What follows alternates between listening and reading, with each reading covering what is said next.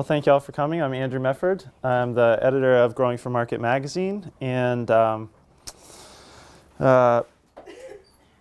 before that, as David mentioned, I worked at Johnny's as the greenhouse specialist for a number of years. And so I brought a few things. A lot of what I'm talking about today is from a book that I just came out called The Greenhouse and Hoophouse Grower's Handbook, which I finished working on this past year and was so happy. I just got the first copies maybe February 4th or so, so that was very exciting. I've been working on the book for about 2 years, and so it was very exciting to see it come out, which is published by Chelsea Green Publishing here in Vermont.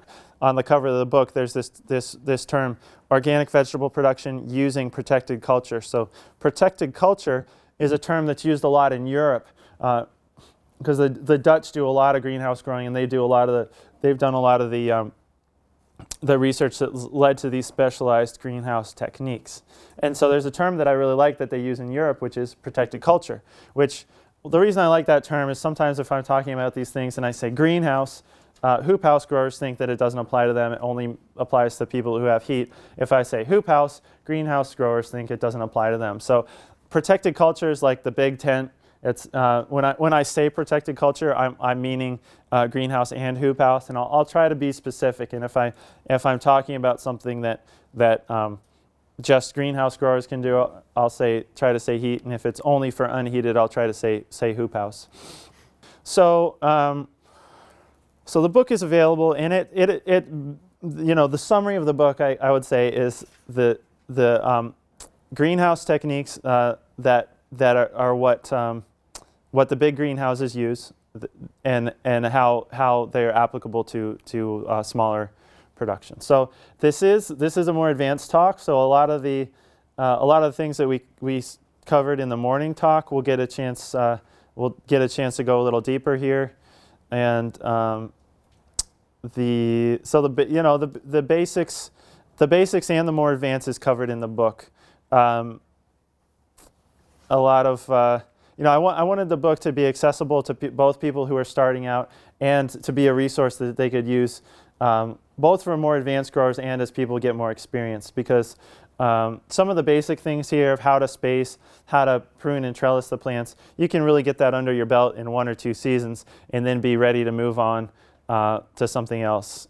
Because some people have asked, well, maybe you wanted to why didn't you write a book about hoop houses and a book about greenhouses? Or you could slice and dice it by crops, leafy crops versus fruiting crops. There's all these different ways, but I felt like it was most useful instead of writing 2 125-page books, because the whole book's about 250 pages, right? So I thought it'd be more useful to write a book that was more complete and longer than have 2 different books out there, and you buy one when you're starting out, you buy one when you're more advanced, because I think that people can read the whole book and get ideas for down the road when they maybe get more advanced. Because I think the other thing that happens a lot is people put up hoop houses and they realize that you're still really limited, especially here in the Northeast where it's cold and the season is short.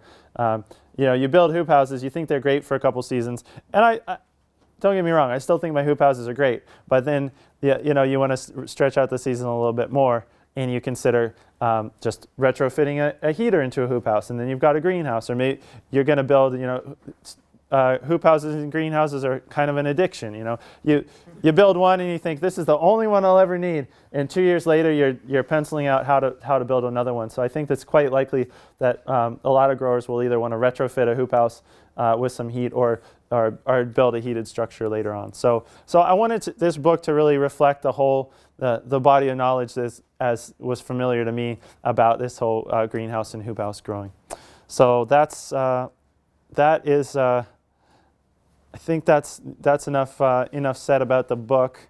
And most of the pictures in the book are either from my own farm or ones that I took visiting other people's farms. Okay, so one of the things that we talked about in the morning class was using heat, and I want to say that there's a simpler use of heat. The simple use of heat that we talked about this morning is simply what what set points to set your thermostat at to keep your plants happy. Because that's one thing. Every crop that I cover in the book, which is, I cover 4 vining fruiting crops and 4 leafy crops. So I cover tomatoes, cucumbers, peppers, and eggplant. For the vining fruiting crops, that's what we're going to talk about today. In the book, I do also talk about lettuce, greens, microgreens, and herbs, mostly basil for greenhouse production, but especially for mixed market growers, other herbs can be quite important too. So there are a lot of more sophisticated uses of heat that I want to contrast with just knowing what set points to put your thermostat at, because that is one thing I have in the book. For each crop, I have a temperature profile that says what you want the average growing temperature to be, what a good daytime high would be, what a good nighttime low would be, and how to schedule that. And I've got some screenshots of some of my temperature ranges in this presentation. So the simple way to look at heat, some people are like, just tell me what to set the heater for during the day, tell me what to set the heater for during the night, and that's as far into it as I want to get, and that's great. That's, if all you do is set your thermostat so that your plant stays in its happy range, let's say, you're way ahead of a hoop house, because in the hoop house, anytime that your plants go outside of their ideal range, they're shutting down. They're not growing, they're not photosynthesizing. So if you can just keep them in the right temperature range, that will help them grow much faster, because they're not going to spend time being shut down. But and I should say, so and I mentioned this in the earlier presentation, each of the vining fruiting crops has an ideal temperature range. Really big growers, who tend to be monocroppers, will have acres and acres and acres of the same crop. I don't think that's this audience, but those kind of growers will tell you, one of the ways that the large scale growers really maximize their production is by monocropping and tailoring the conditions of the greenhouse to that one crop. So if you're interested in seeing what the ideal range for any one of those crops is, that is listed in my book. And so just to give you an example, if someone said that to me, they said, I just want to know what to set my thermostat at. What temperature should I be setting? I'm growing tomatoes, cucumbers, peppers, and eggplant. I'd say, a really good, just simple way to do it would be to shoot for a daytime temperature of around 75, a nighttime temperature of around 65, and don't let it go below that. And then that gives you an average temperature of about 70. Of course, when it gets in the summertime, you're not going to be able to keep it that low during the daytime. But keeping it as close to that as possible is going to help you out. And here in the Northeast, there are a lot of nights that are going to be below 65. So here in the Northeast, even if you're not using the heating during the daytime during the summer, there would be a lot of nights, I think, when your heater's would kick on to keep them at 65 or above, even throughout the summer. So that's what I mean by a simple way of looking at heating just for maintaining a particular temperature. There's definitely a more complex use of heat that you could say is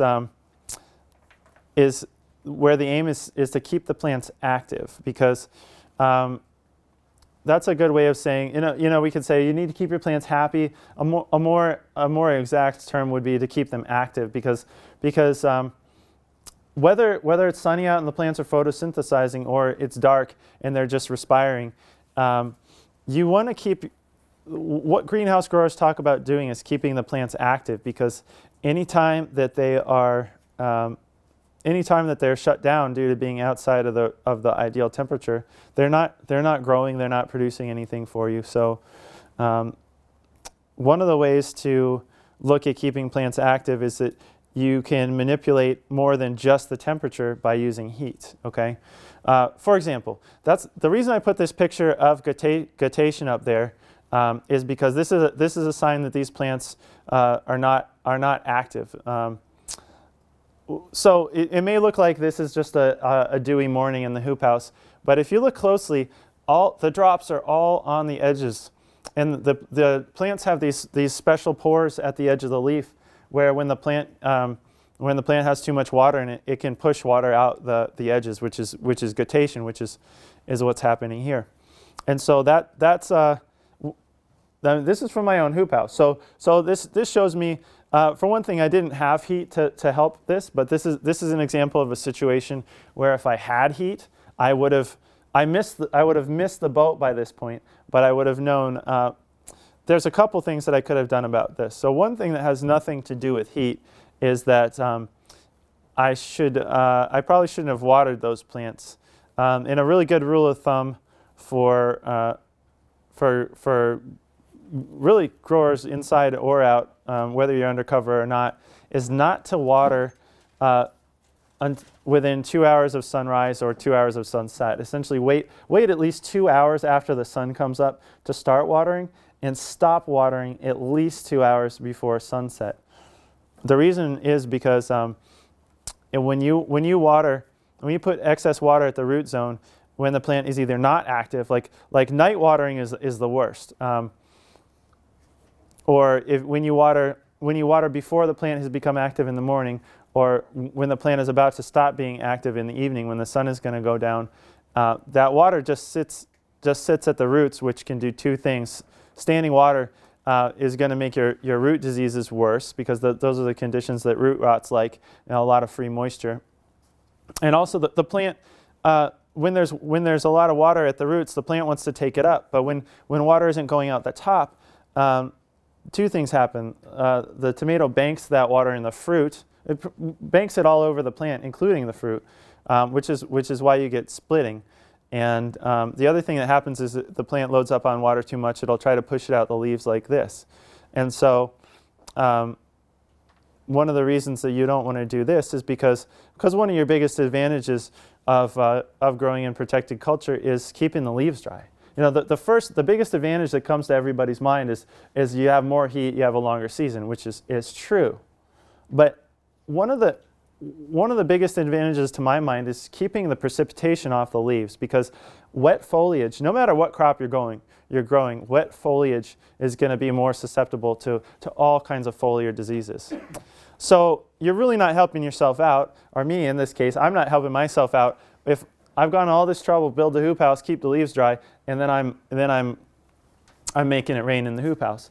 And the fluids from guttation are particularly bad because they're coming out of the plant. Since this isn't just condensation, those fluids have little bits of sugars and minerals and things that were in the plant. In fact, a lot of times when this guttation dries, you'll see a little white crusty area where it dried, which is the sugars and things that were in this moisture that has come out of the plant. And because there are sugars in there, rots and molds like to eat sugar, and so it makes it even more likely than just water on the leaves that you're going to have that you're going to get disease problems. So that's one thing. If you ever see guttation, and cukes, all the vining fruiting crops do it. That is a sign you want to prevent that, and that's a good sign that something in your environmental control is out of whack.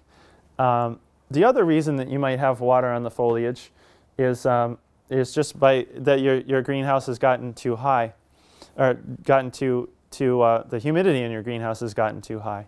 And this is another more sophisticated use of temperature.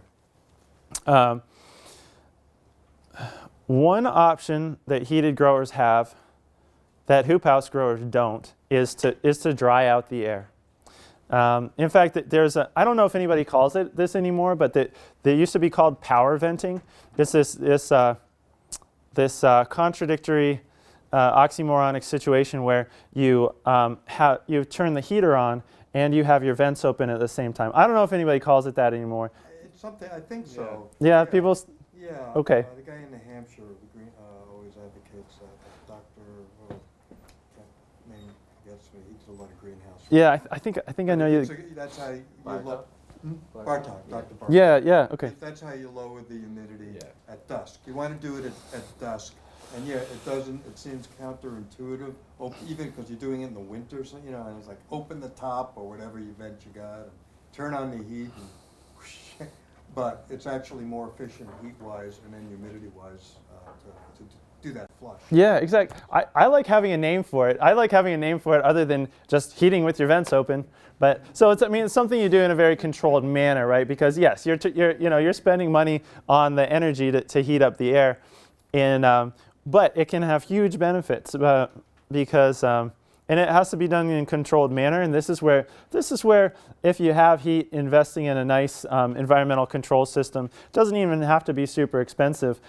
Something that will tell you what the humidity level in your greenhouse is handy, because you can feel when the air is getting humid, but it's also hard to tell how humid it really is. And the ideal thing would be, if you have a heated greenhouse, is to not ever let condensation form. And you know, that's the kind of thing, if once the condensation has started, you're already too late. You want to be ahead of condensation forming, because it is going to raise your chances of disease so much. And so if you can monitor the amount of humidity that's in the air, one of the main ways to reduce the humidity is to power vent, is to heat the air while also having the vents open. And why is this? Because the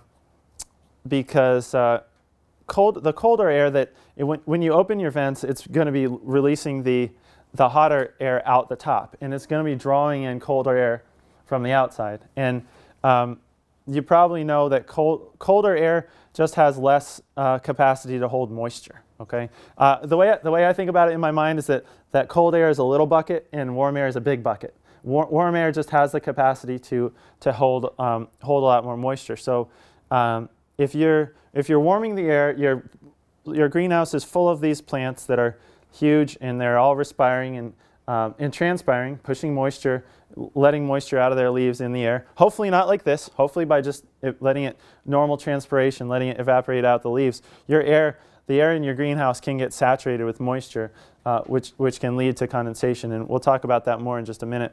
But what you're doing when you open the vents, and you're probably not opening them all the way. You know, with a power vent, you open them a little bit to let that air out. So you're letting the warm air, that's a big bucket for moisture, out of the greenhouse, and then you're drawing in colder air that by default just can't even hold as much water. So as you are bringing in the colder air and heating it up, doing that dries out your greenhouse the way that heating the greenhouse with the vents closed would not, because you would just be keeping the same humid air in there, and all you would be doing is heating it up.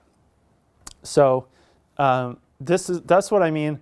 This is one of the advanced ways that you can use heat. You can use temperature for more than just temperature. You know, you can use temperature to manage the overall climate of the greenhouse, including humidity, to keep the plants active.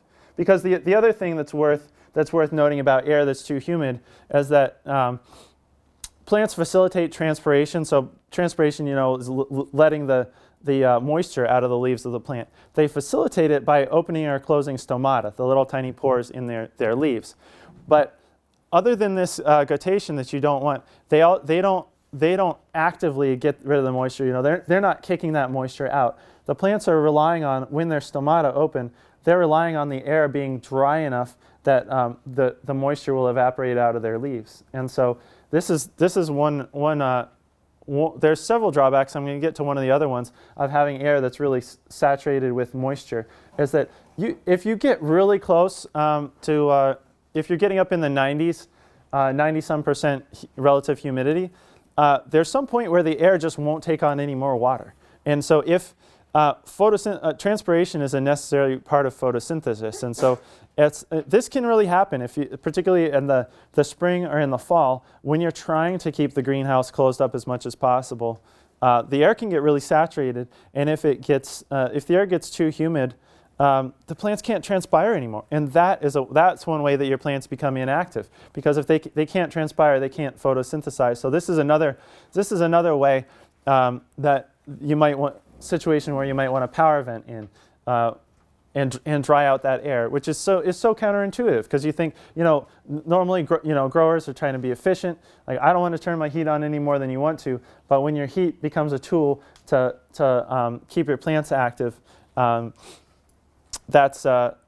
it can be really useful. Greenhouse growers have a saying of save energy, save resources, but not at the expense of the plant. Because the idea is that for you to get paid as a grower, you need your plant to be growing. And so if you're so tight with all your resources that it hampers the growth of the plant, then you're not gonna be profitable. So okay, so one of the other specialized uses of heat in greenhouses, I call it a pre-day treatment. I kind of made that up because there's a pre-night treatment that we're going to talk about in a minute, and because it's easier to talk about this when it has a name. And this is a graph from my book. Actually, this is from we cleaned this up a little bit, because the way I had to make the graphs in Excel, it filled in. It looks like this is your minimum temperature, and whereas really what I'm trying to say is you want to keep your temperature in the range of the dark band at the top. So pre-day treatment, the idea behind the pre-day treatment is that you start raising the temperature in the greenhouse before the sun has come up. And this, once again, has to do with condensation. So this is an example of the kind of temperature graph that I have in the book, and I don't have times on them, because what you're really basing your decisions on in the growing is where you are in relation to sunrise, and because of course these times are changing. The time is changing throughout the year based on what time of year it is. You're making decisions based on when sunrise and sunset are occurring. So my recommendation for the pre-day treatment is to 2 hours. So if you got sunrise here, back up, say 2 hours, and if this band is what you would want your nighttime temperature to be, and so about 2 hours, 2 hours before the sun comes up, start heating your greenhouse so that you're at what your desired daytime temperature by the time the sun comes up. Now there's a couple ideas involved here. The reason that I say to start 2 hours before is because just like us, plants like gradual changes. All living things are thrown off by very abrupt changes, and so while you could just slam your heaters on as high as possible half an hour before the sun comes up, right? You could leave this temperature down here and start here and just spike it up half an hour before sunrise. The plants are going to be a lot happier if you start 2 hours earlier. Or another good rule of thumb that people use is to say when you have planned temperature changes, like this, where you can really control it. It's dark. You're at a nighttime low temperature. You can change the temperature at will, right? Because the sun isn't messing with your plants. One just good principle of greenhouse growing is to make temperature changes at 1 degree Celsius or 2 degrees Fahrenheit per hour. Make changes at roughly that rate. If you go much faster than that, it's just more disruptive for the plant. It's not going to kill them or anything, but if you try to think of all these temperature changes in terms of gradual changes, the plants will be happy about that. And so that's one of the principles here. Is we start well before. This is the graph of what you want it to look like. You want your temperature to be there at your daytime temperature when the sun comes up. So you start back here, start ramping up, so you hit that when the sun comes up.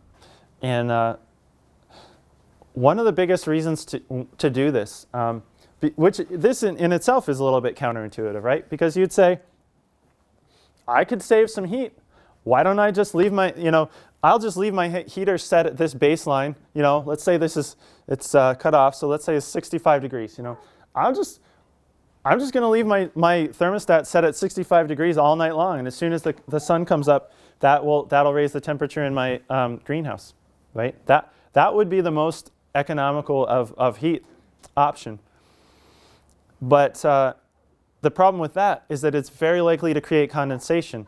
Whether you have a greenhouse or a hoop house, if you have one and you've been out in it, which you probably have if you have one when the sun comes up, you know, as soon as the sun hits your greenhouse covering, that temperature just wants to spike. And the problem with keeping the greenhouse completely closed up and cold until the sun hits it is that air changes temperature so much more quickly than water. And what are plants? Plants are basically full of water. And so what happens if you leave the temperature low, that greenhouse has been shut up all night long. Okay, so the plants are in there, they're transpiring, so they're giving moisture off into the atmosphere around them. So the air is getting really saturated with moisture, and then the sun hits the house, the air temperature spikes, the plants stay cold, and you get condensation all over the plants. I mean, that's very common for me, as most of my houses are hoop houses.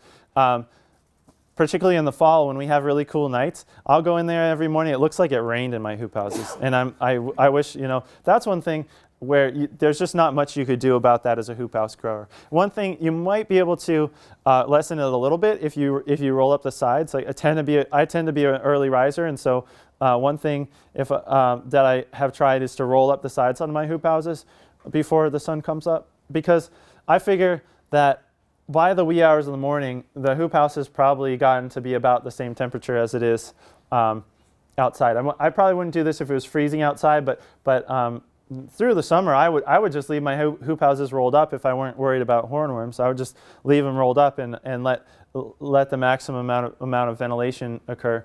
So if you don't have heat, you could try rolling your sides up before the sun comes up to get better circulation. But if you heat the greenhouse up to your daytime temperature before the sun does it, then you won't get that big spike, and your plants will also be more active because they will already be at the temperature that you want them to be during the daytime when the sun comes up. So as soon as light is hitting their leaves and they can photosynthesize, they are. Because otherwise, like in my hoop house, you know, I think the good contrast that I can keep using here is in my hoop houses. So in my hoop houses where they just stay cold all night long, my plants are unless it's a really warm night. You know, I like to tell people in Maine, probably 364 nights a year, it's too cold for my tomato plants. You know, we have cold nights all year round, and so most nights my tomato plants are shutting down. They get too cold, right? So one thing I would do is if I had heat, I would turn it up so that when that first ray of light hits the plants, they're already at the right temperature to go and photosynthesize, and that's how a lot of these temperatures have been worked out. Like if you're saying, all right, well, where did this graph come from? Well, particularly in tomatoes, I mean, there's a ton of research in tomatoes, although to a lesser degree, all four of these crops, and they look at what temperature these crops photosynthesize at the best, and devote the most of their energy to fruit production. Because of course, you don't have a market for tomato leaves, right? You want as much of your tomatoes' energy to go into the fruit as possible. And so, in fact, some people have told me, if I have to ballpark a temperature for them, like I did a few minutes ago, let's say 65 nighttime temperature, 75 daytime temperature, I've gotten the comment, wow, that seems really kind of on the cool side. I thought you would want to get your tomatoes, you know, up into the 80s. And of course, tomatoes can do very well growing much higher than 75. But actually, as the average temperature that tomatoes are grown at increases, they devote more and more of their energy to leaf production. So it's really an advantage for growers that the ideal temperature for all these crops is kind of on the cooler side of warm. Because it's a way for you can save heat. It would be a lot more expensive, right? Let's say we said, oh yeah, your ideal temperature for growing tomatoes is 80 degrees during the day. You'd spend a lot more money on heat than if the ideal temperature is 75. So the two things that these graphs are based on is the ideal temperature for whatever you want the plant to be doing, photosynthesizing in the daytime temperature example, and just respiring for the nighttime example. But there also needs to be a significant day-nighttime temperature differential, particularly in the fruiting crops. They need a different day-night temperature. There are just a lot of things that they don't. The plant doesn't grow right growing at a flat temperature. If you were to grow the closer that you are to a flat temperature profile, and that's what I mean by that is no or not much difference between the day and nighttime temperature, that will also make the plant more vegetative, which I'm going to talk about vegetative and generative steering in a minute. So I'm going to hold that thought for that. But those are the things that growers have thought of when they've come up with these ideal temperature ranges. Is a good daytime temperature, a good nighttime temperature, and a day-nighttime differential. In most cases for the fruiting crops, you do want at least about a 10 degree differential, 10 degree Fahrenheit differential between day and nighttime temperature. Less than that will make the plants more vegetative, and in fact, that's one of the things that we'll talk about. That could be a vegetative steering tool. If your plants are too generative, if they're putting too much energy into their fruits, you could use a smaller day-nighttime temperature to make them more vegetative. But in most cases, you want to see something like this. You want to see about a 10 degree differential between day and nighttime temperature. So that covers pre-day treatment. Basically just getting your temperature up to your daytime temperature before it's actually daytime. So crop steering is something that I think a lot of people have never heard of, and if you read a lot of the greenhouse literature, they just go on and on and on about crop steering, which there's a good reason they do. And it's worth mentioning that the goal with growing these vining and fruiting crops is to balance. If you think, I almost think of any of these vining fruiting crops, the tomatoes, cucumbers, peppers, and eggplants, as you can almost deconstruct them in your mind and think of the plant as two separate systems. There's the vegetative part of the plant, which is the leaves and the stems and the vine, and there's the generative part of the plant, which is the flowers and the fruit. And what you want in these long-term crops, however long your season is, whether you're growing in an unheated hoop house and you're growing from, I don't know, mid-May to maybe mid-October at the max up here, or you're putting lots of heat to everything and you're planting in January and going all the way around to the following December. What you want is a balanced plant, and that I realize that needs to be defined, right? Because what's a balanced plant? To keep your plant vigorous and productive over whatever the length of your season is, you need the plant. The vegetative growth is sort of like the investment in the future, as far as I'm concerned, because you want the plant to be growing up and putting on good leafy growth, right, to feed the future growth of the plant. But you also want to be picking tomatoes or peppers or whatever you're growing today, tomorrow, 2 months from now. And so one of the reasons that we talk about this is the plant makes decisions about where to put its energy, and they call it partitioning, because the plant is essentially, if you think of the total energy of the plant at any given moment, the plant is making decisions about how to invest that energy in either leafy growth or in generative growth, the fruits and flowers. And you want a fairly equal amount of energy to be going to both, so that the vine keeps growing, but also the fruit keep going. And so the next couple slides are talking about how you can tell if a plant is vegetative or generative, and also what you can do about it. Because this is an interesting thing, just because it's once you get to know the signs, it's hard to miss the signs of what a generative or a vegetative or a balanced plant are. And it's also the kind of thing, if you don't know what you're looking at, it's really easy to miss them too. And so there are a lot of signs, and there are also a lot of ways you can manipulate how generative or vegetative a plant is, and try to achieve that balance, which is what we're trying to achieve.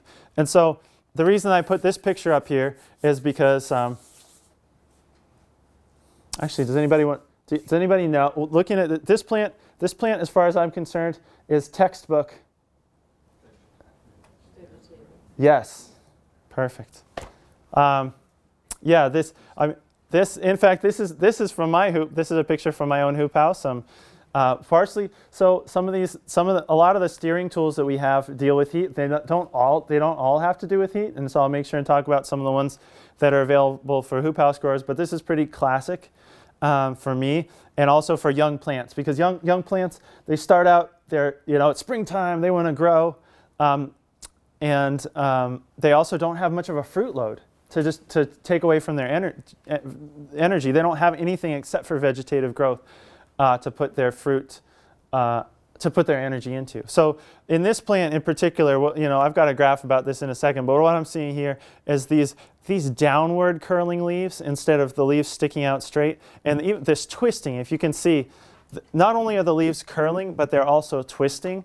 That is a really vegetative, or people also call it bullish, that the plants are too bullish means that they're too vegetative.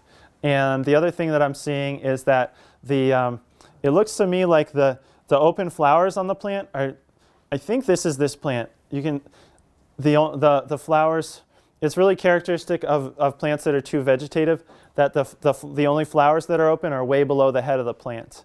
And one way, if you're trying to fix these things in your mind, one way to think about that is that when a plant is too vegetative, the vegetative growth is outpacing the fruiting growth. It means the stem of the plant here is just going nuts, and the flowers aren't really keeping up. And the opposite is true. In a plant that's too generative, typically the head of the plant up here, we call the head, the top part of the plant where all the new growth is. So typically, you can see this plant is really is very thick up here. In plants that are too generative, the top gets really thin. It's typically you'll see it at the end of the season when the plants are petering out anyway. The top gets really thin, and you'll see flowers that are open almost all the way at the top of the plant, which just means that the plant is it can be a sign of plants that are just under fertilized. This is where you have to use what you know about your growing situation as a grower and tease apart these differences, because a thin stem could be the result of under fertilization. It could also be the result of the plant being excessively generative and not investing enough energy in the vining growth of the plant, and the vining growth is just kind of petering out while the flowers and fruit are getting the energy. And these differences can be really pronounced. The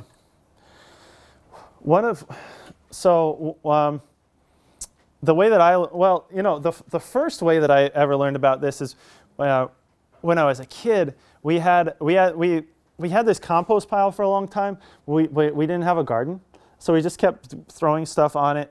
And if anybody has ever planted a transplant into a compost pile, you know what I'm talking about. Or you'll see your compost pile volunteers, right? If you've had tomatoes or peppers or to a lesser extent even pumpkins or something come out of your compost pile, they tend to be really leafy and lush, and the fruit tends to be really late and smaller than the variety is supposed to be. So, because when I was a kid, we had for years, for whatever reason, we kept making this compost pile. Every year we'd add to it, so we had this huge compost pile. And then one year finally we tilled it into the garden. And so, the garden looked awesome. The soil was like chocolate cake, and I thought we were going to have the best garden ever. And so we bought some transplants from our farmer's market and threw them in, and they just were like Jack and the Beanstalk. They just started growing like crazy. And then the fruit were really small, and they took forever to ripen. And that's one of the classic signs of a plant being too vegetative, is that it's huge, leafy, looks beautiful, but the fruit are small and they take forever to ripen. And I have the same problems in my hoop house because because plants tend to be, I mean, almost every spring, this is a problem for me because plants tend to be generative, or they tend to be vegetative in the spring anyway. And since a lot of the tools that we use to steer have to do with heat, I have not that many options to kind of put the brakes on that vegetative growth. And so in fact, I've learned just by trial and error. Some varieties are just much more vegetative than others, and some varieties are easier to balance. Like there's this variety called Masada that is not on the market anymore, I don't think, but I grew it a number of years ago, and it was supposed to be a medium-sized beefsteak, and it was so vegetative that the fruits were more like the size of fruits on the vine. So that's one symptom of being extremely vegetative is the fruit is smaller than it's supposed to be. So if you grow some variety that you're familiar with under extremely vegetative conditions, or if you looked at the seed catalog and it was supposed to be a 12-ounce fruit and it's 8 ounces, that could be one thing that's going on, and that is likely to balance out. In fact, this variety Masada, it was supposed to be a medium-sized beefsteak, and the fruits were so small because they were the size of fruits of tomatoes on the vine. First of all, they took forever to ripen, and so I don't think I made very much money on those plants because the yield wasn't very good.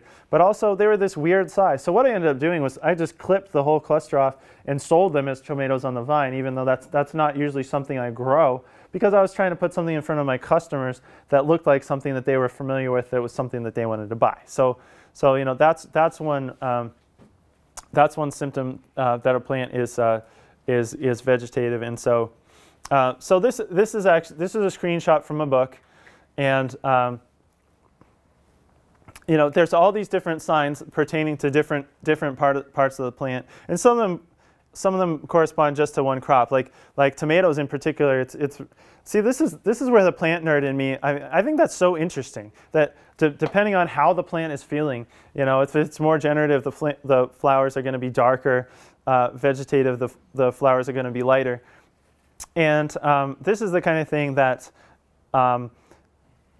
looking at it on the page, if you haven't seen it in someone or your own greenhouse or hoop house, this might not be that compelling. But when you get a plant that's really, really bullish, like that last one with those curling, twisting leaves and the thick stem at the top, or if you get one that's really really generative, has flowers open right at the very tippy top of the plant, and has these huge, great looking fruits in a very wimpy looking plant, it'll become very easy. It's one of those things, once you've seen it, it's hard for you to miss. And that's part of, I think of all the automation and things that go on in farming, I think that this is there. You still have to have a grower. You still have to be a person who goes out into your greenhouse and looks at the signs that are around you and makes decisions based on things like this, like what you can read about your plant, what your plant is telling you, and to figure out your next course of action. So I like that. I like the fact that I don't think I think there always has to be a human element in growing, as far as going out there and trying to figure out what your plants are telling you and making decisions based on that. I know they're probably working on drones right now that can fly through the greenhouse and make all these assessments. And I know they're working on robots that can pick greenhouse peppers and stuff like that, because that's one of the challenges. They see it as a challenge that all these processes haven't been automated yet, and people still have to get in there and put their hands on the plants and do these things. But I think that's I think it's a shame if we ever get to that point. And I think that I like the fact that there's a human element where you can go in there and try and figure out what your plants are experiencing and what they're trying to tell you. So. We have 15 minutes. So we do. Stop it. Okay. All right. On that note, so the main thing, I won't go into this since time got away from me. and I do want to make sure and leave some time. People saving questions for the end? I mean, you are welcome to raise a hand, but all right, I'll try to get through these so we have some question and answer time at the end. Basically, there are a lot of things you can do to steer your plants. You know, a lot of them do have to do with heat, like, and they're all flip side of the coin kinds of things. You know, 24-hour temperature average. You know, hotter is more one, colder is another. Difference between day and night temperature, right? A larger difference, like we talked about, is going to make plants more generative. A smaller temperature difference, it makes them more vegetative. So a lot of these things have to do with heat. One of the things, if you don't have heat, that you can do, it's kind of a special trick, is that they call it taking a leaf out of the head of the plant.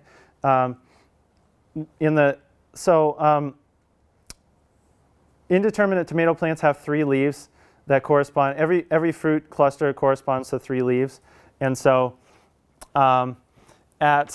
even though actually this gets into the next thing we're going to talk about, sources and sinks too. At the beginning, when they're really small, the leaves are energy sinks. Basically, it takes the plant energy to grow that leaf out, and then once that leaf becomes mature, it becomes an energy source.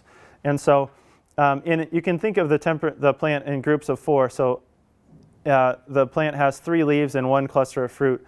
And so when the leaves are very small, like when the cluster of blossoms has opened, if your plant is too vegetative, so this is something I do in my hoop houses a lot. If the plant is too vegetative, you can clip the leaf off flush with the stem opposite that flower cluster, because what that does is the plant is distributing the energy. It's basically growing all these plant parts between 3 leaves and one fruit cluster.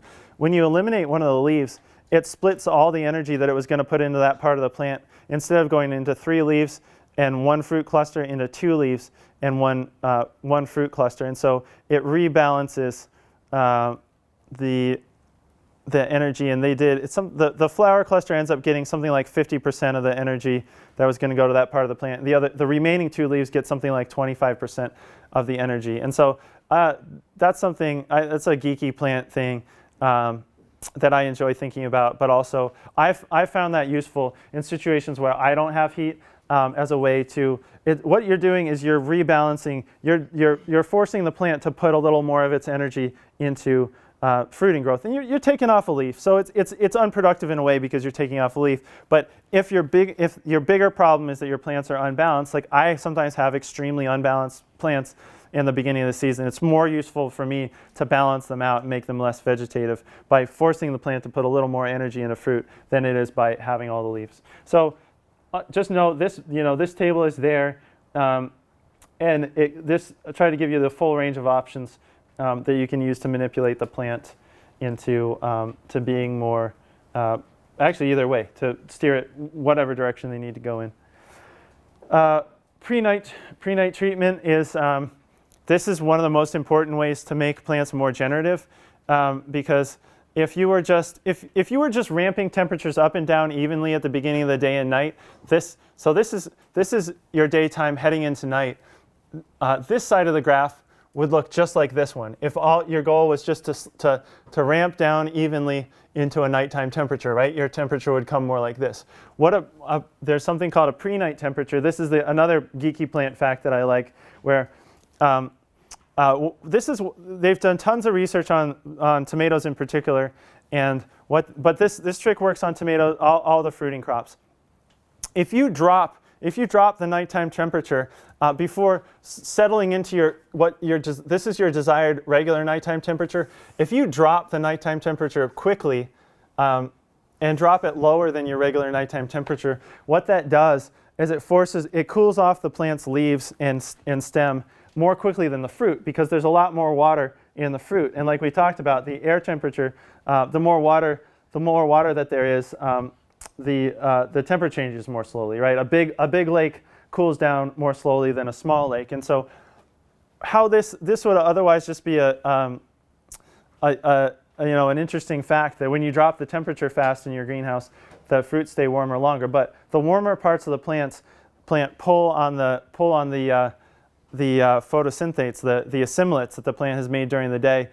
Because they stay warmer longer, they stay active longer, and this is a way to put more energy into the fruits of your plant because you essentially keep the fruits drawing more strongly than the leaves, which have cooled off. And so this is something that's complicated. It's dealt with in more detail in the book. And just know, this is another neat thing you can do if you have heat. Because of course, if you don't have heat, you just drop the temperature quickly, and it's not going to come back up again. So once again, you'll burn a little bit more energy, right? Because you'd save more energy if you just gradually drop the temperature off to your normal nighttime temperature. But if you drop the temperature more sharply, you can drive more energy to the fruit. And this is actually one thing that can improve flavor as well as production, because it makes the fruit draw harder on the assimilates from the day, and that includes sugars. And so it may help your fruits pull more sugars than they otherwise would. So this is one of those things that can improve flavor as well as production. So we talked about balancing sources and sinks a little bit with balancing the plant. Yeah, actually, we already talked about how the leaves are sources and fruits are sinks. Leaves make the energy, fruits are where the energy goes, to simplify things. And one more advanced greenhouse thing that you can do is to understand what kind of state your plant is and balance the number of sources and sinks. For example, a lot of people want to prune fruit off to leave four fruits if they're growing beefsteaks or something like that. But if your plant is really weak, if you've had really hot weather that has been really hard on the plant, you might want to just cut back to three fruits per cluster. Or like I took this picture because this is another sign of an extremely vegetative plant, that it makes these crazy blossoms. This is some heirloom variety like Brandywine or German Johnson or something like that. There's something like 20 blossoms, 20 potential blossoms in this picture. And so obviously the plant is not going to ripen 20 blossoms. And so what you would do in this case is I would trim it back to the best 4 or whatever target number of fruit, depending on the variety you're growing. Trim it back to 4. To the 4 best blossoms, because it's just going to sap the plant's energy to try to develop all those, and they're not all going to develop in the end.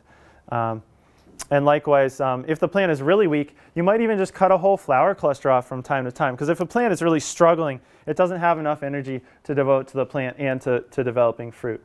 And so that idea of just keeping the plant imbalanced as far as the amount of sinks of fruit that it has in relation to the number of sources, leaves, or how strong the plant is overall, will help keep the plant balanced.